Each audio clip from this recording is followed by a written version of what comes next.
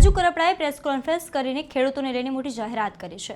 તેઓએ જણાવ્યું કે 19 તારીખથી લઈને 24 તારીખ સુધી ખેડૂત સંકલ્પ યાત્રા યોજાશે અને વધુમાં તેઓએ આપ અને ગોપાલ ઇટાલિયા પર આકરા પ્રહારો પણ કર્યા છે। નમસ્કાર, હું છું મમલ। તો આવો સાંભળીએ શું કહી રહ્યા છે રાજુ કરપડા। છેલ્લા 5 દિવસથી મેં તમામ જિલ્લાઓમાં આગેવાનો સાથે મીટિંગ કરી છે। એના પરથી ખેડૂત આગેવાનોને મળી અને એક નવો નિર્ણય લીધો છે કે અહીંયા આમ આદમી પાર્ટી ખેડૂતોના હિતની વાત કરે છે, એ જ આમ આદમી પાર્ટી અહીંયા દેણા માફીની વાત કરે છે। હું માનું છું ગુજરાતના ખેડૂતોના દેણા માફ થવા જોઈએ। સત્તામાં બેઠેલી ભાજપને પણ સંદેશ આપીએ છીએ ખરેખર ખેડૂતોના હિતમાં નિર્ણય લેવાવો જ જોઈએ, પણ આમ આદમી પાર્ટી અહીંયા દેણા માફ કરવાની વાત કરે છે તો પંજાબની અંદર શા માટે દેણું માફ થતું નથી? ગુજરાતમાં દેણા માફીની વાત છે। દેશના સૌથી વધારે જો ખેડૂતો પર દેવું હોય તો પંજાબમાં છે। બીજી વાત કે ચાવવાના અને દેખાડવાના જુદા જુદા હોય, આવું ના હોઈ શકે। પંજાબની અંદર શંભુ બોર્ડર પર કેન્દ્ર સરકારની સામે એમએસપી ના મુદ્દે 13 મહિનાથી જે ખેડૂતો આંદોલન કરી રહ્યા હતા, રાત્રે એમની પર પંજાબ પોલીસ દ્વારા હુમલો કરવામાં આવ્યો, તંબુ તોડી નાખવામાં આવ્યા, દંડા મારવામાં આવ્યા, 700 થી વધારે ખેડૂતોને પૂરી દેવામાં આવ્યા જેલમાં। તો આમ આદમી પાર્ટીની સરકાર છે ત્યાં અહીંયા એમએસપી ની વાતો કરવામાં આવે છે, ત્યાં એમએસપી મુદ્દે લડી રહેલા લોકો પર અત્યાચાર શા માટે?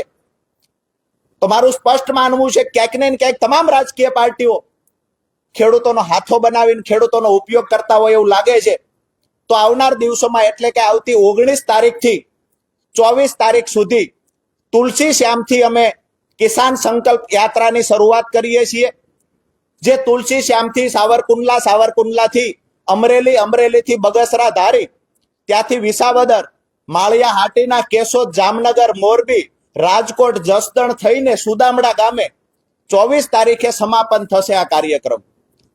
આ કાર્યક્રમ દરમિયાન ખરેખર ખેડૂતો માટે શું કરવું જોઈએ, ખેડૂતોના પડતર પ્રશ્નોનું નિરાકરણ કેવી રીતે લાવી શકાય, આગામી દિવસોમાં કોઈ પાર્ટી સાથે જોડાવું કે પછી ખેડૂતો માટે અલગ જ રણનીતિ તૈયાર કરીને અલગ રીતે મોરચો ખોલવો, આ તમામ બાબતે ચર્ચાઓ થશે, તમામ બાબતોના નિર્ણયો લેવાશે। આજ દિવસ સુધી કોઈ એવું માનતું કે ખેડૂતોનું સંગઠન નથી, ખેડૂત ક્યારેય સંગઠિત થતા નથી અને જેવી રીતે મન ફાવે એવી રીતે રાજકીય પાર્ટીઓ ખેડૂતોનો ઉપયોગ કરી રહી છે, પરંતુ એમને કહીએ છીએ કે ગુજરાતના ઇતિહાસમાં ક્યારે ખેડૂતોને સંગઠિત નહીં જોયા હોય એવી રીતે સૌરાષ્ટ્રના ખેડૂતો આવનાર દિવસોમાં સંગઠિત જોવા મળશે।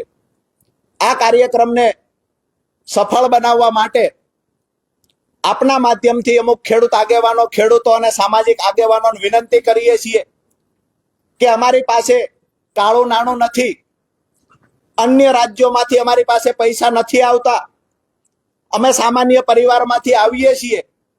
તો કાર્યક્રમને સફળ બનાવવા માટે ખેડૂતો આગળ આવે, સામાજિક આગેવાનો આગળ આવે અને જે જિલ્લાઓમાં જ્યાં સભાઓ થાય છે, જ્યાં કાર્યક્રમ થાય છે, ત્યાં ખેડૂતો સ્વખર્ચે એટલે કે નાનું મોટું યોગદાન કરી કોઈ પાણીની વ્યવસ્થા કરે, કોઈ ચા પાણીની વ્યવસ્થા, કોઈ મંડપની, કોઈ ખુરશીની વ્યવસ્થા કરે, એવી આપના માધ્યમથી ખેડૂતોને વિનંતી કરીએ છીએ। એવી રીતે સામાજિક આગેવાનોને, ધાર્મિક આગેવાનો જે ખેડૂતોનું હિત ઈચ્છતા હોય એમને પણ વિનંતી કરીએ છીએ કાર્યક્રમને સફળ બનાવવા માટે મહેનત કરે અને આગામી દિવસોમાં ખેડૂતોનું મજબૂત સંગઠન બનાવી અને ફરી વખત જ્યારે 24 તારીખે કાર્યક્રમ સમાપન થશે ત્યાર પછી આપની વચ્ચે ફરીવાર આવશું।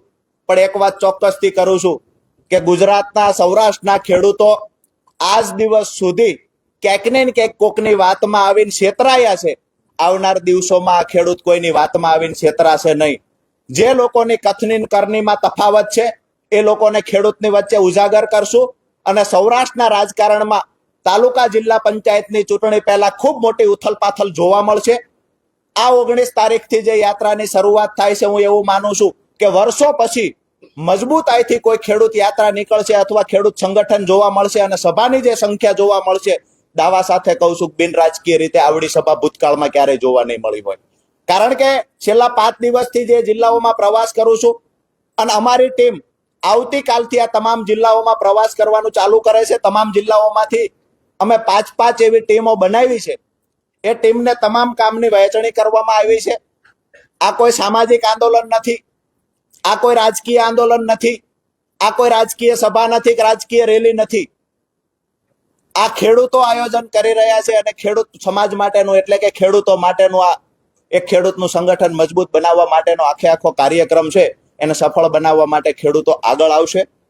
આવનાર દિવસોમાં 24 તારીખે સમાપન થયા પછી શું નિર્ણય કરવો, ખેડૂતો માટે શું કરી શકાય, ખેડૂતોના પડતર પ્રશ્નોને ખરેખર કોણ કાયમી ધોરણે નિરાકરણ લાવી શકે એવું છે, આ તમામ બાબતોને લઈ અને 24 તારીખે સમાપન પછી આપની વચ્ચે આવીને ચર્ચા કરશું. ત્યારે સૌરાષ્ટ્રના તમામ ખેડૂત આગેવાનો પણ આપની વચ્ચે ઉપસ્થિત રહેશે.